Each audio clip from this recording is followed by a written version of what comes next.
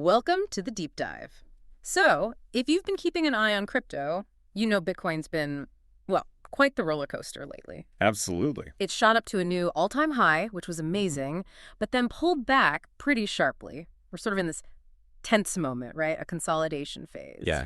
And you have to wonder, is this just, a dip? Or is there something bigger happening under the hood? That's exactly what we want to unpack today. We've been digging into a recent Bitcoin market intelligence briefing, and it gives a really granular look at these powerful forces shaping things. Powerful forces. Yeah, everything from the big macroeconomic picture down to, what the major players are doing. So our mission is really to pull out the key insights from that briefing, help you understand what's really driving the market beyond just the price ticker. Okay, let's get straight into it then. The immediate market picture. Bitcoin's price, it's come down quite a bit from that high near $124,000. Right. And now it's testing that, $113,000 support zone? This feels like more than just a blip. It seems driven by some converging factors. That's right. The briefing points to two main drivers. First, there's this widespread expectation of hawkish signals from the Fed's Jackson Hole meeting. Ah, Jackson Hole, always influential. Always. So traders are basically de-risking. They're selling off assets like Bitcoin ahead of potential bad news. Makes sense. And the second driver? Second is just significant, sustained profit taking. And interestingly, it's happening mainly through those big liquid spot Bitcoin ETFs. The ETFs, right. Yeah. Easy on, easy off. So talk about the immediate market dynamics. We saw big liquidations. We did. Significant liquidations of those over-leveraged long positions. Think of it like flushing out the system. Cleaning out the speculative froth, as they say. Exactly. That excess optimism, those risky bets, it makes the market healthier, arguably. And you can really feel the sentiment shift, that crypto fear and greed index. Yeah. It completely flipped, went from optimism right into fear. The score was 44. Wow.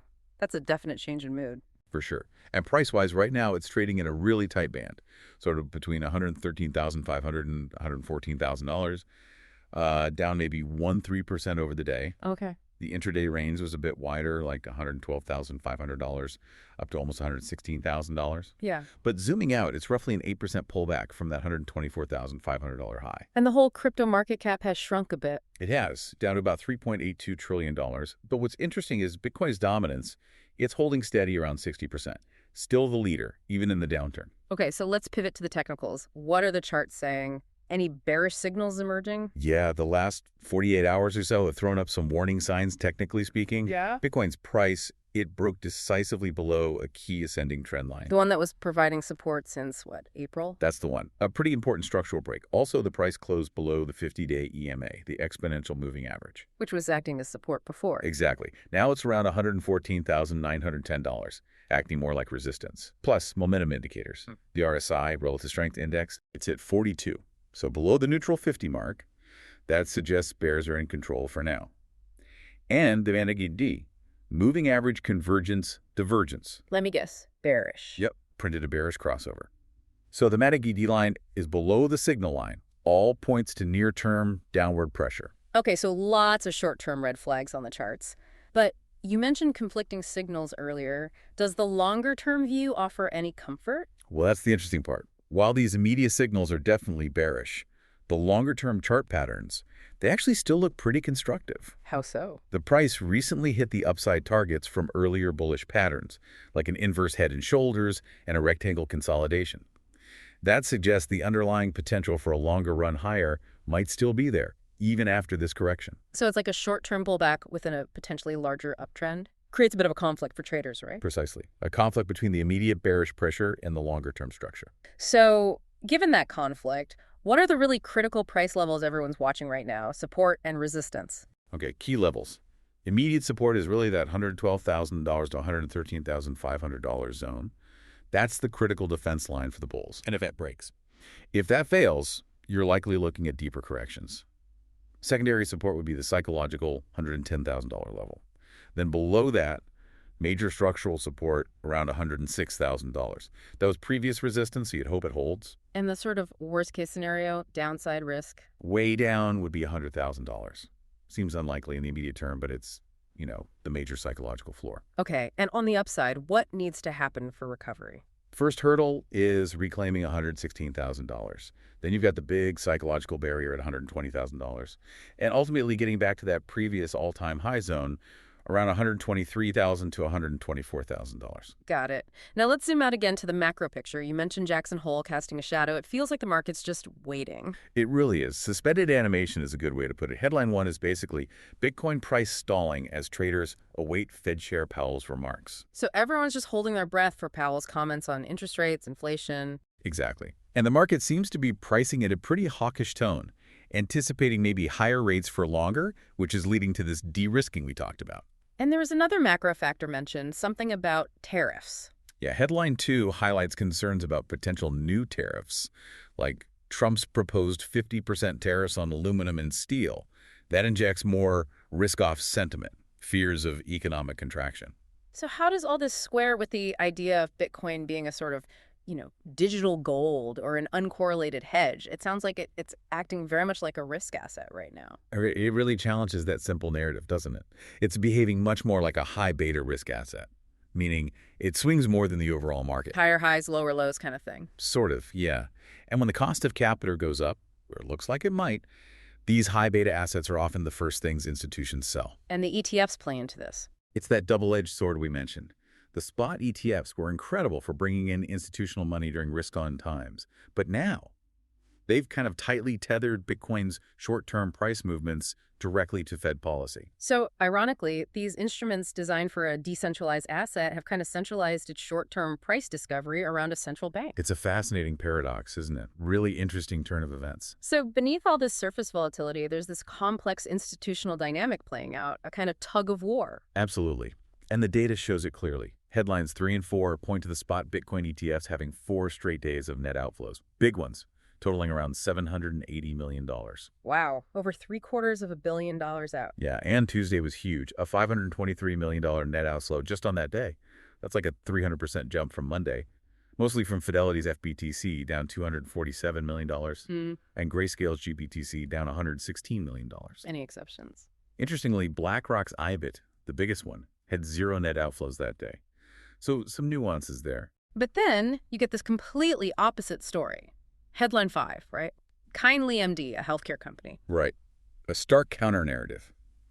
While ETFs are seeing outflows, Kindly MD announced they bought 5,744 Bitcoin for about $679 million. Average price around $118,000.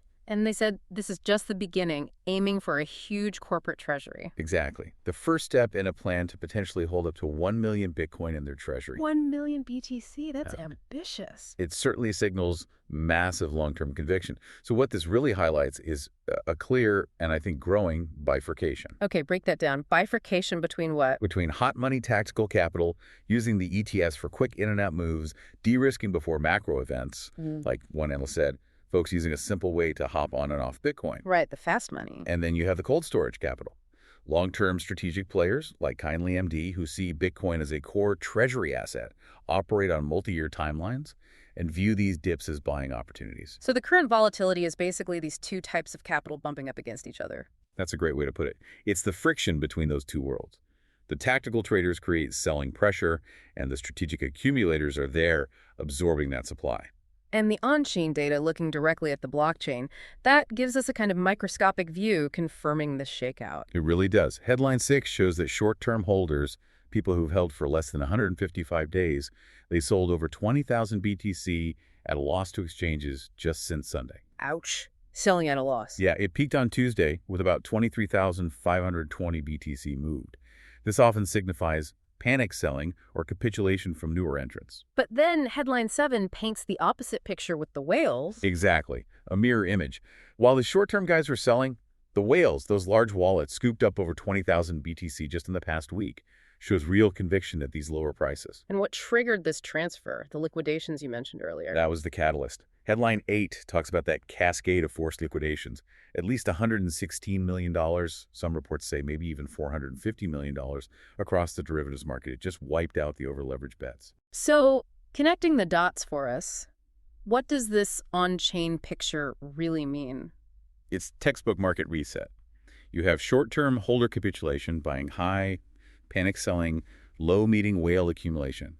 which is strategic buying on dips. The liquidations act as the cleaning mechanism. Removing the froth again? Precisely.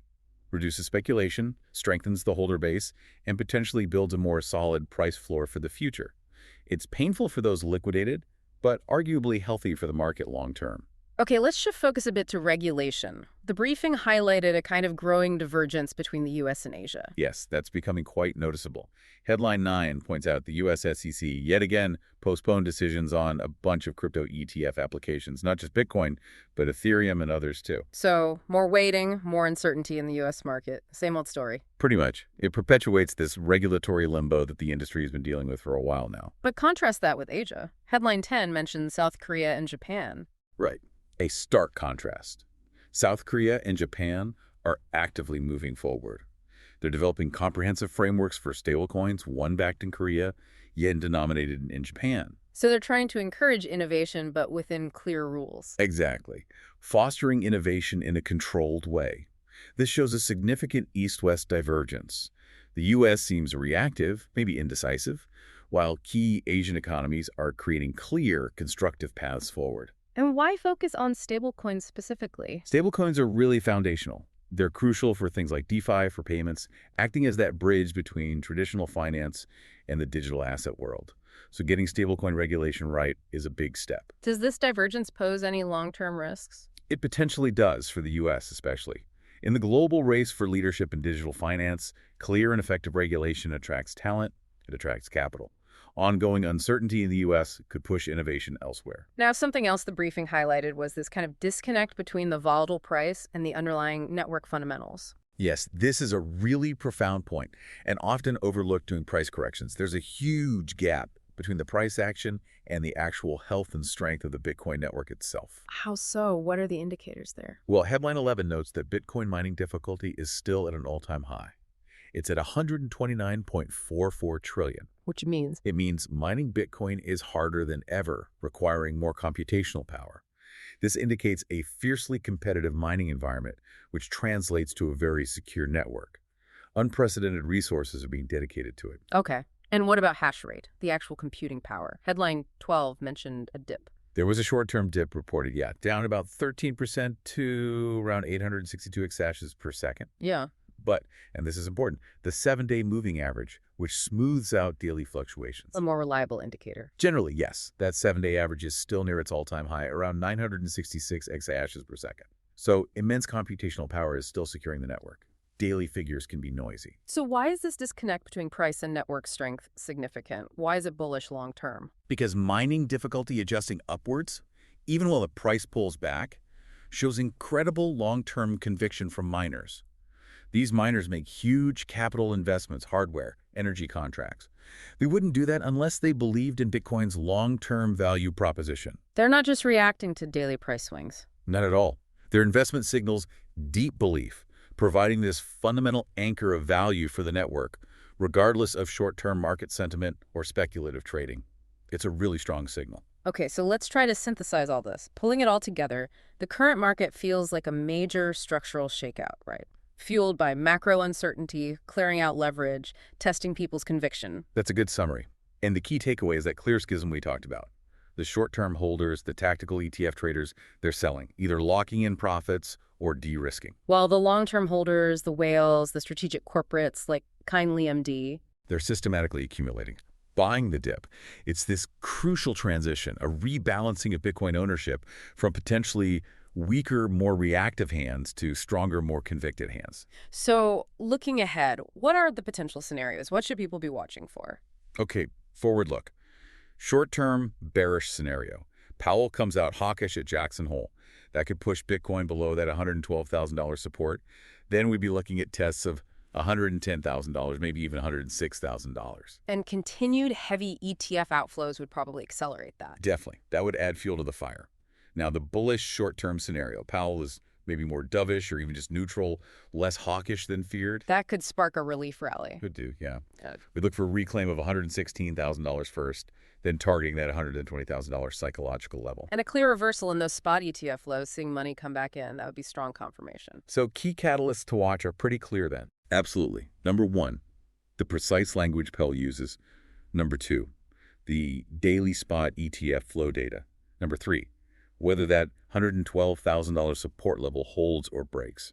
Those are critical. But zooming out again, this correction, however painful for some, doesn't really invalidate the longer-term bull case for Bitcoin. You could argue it reinforces it. I think that's a very valid perspective.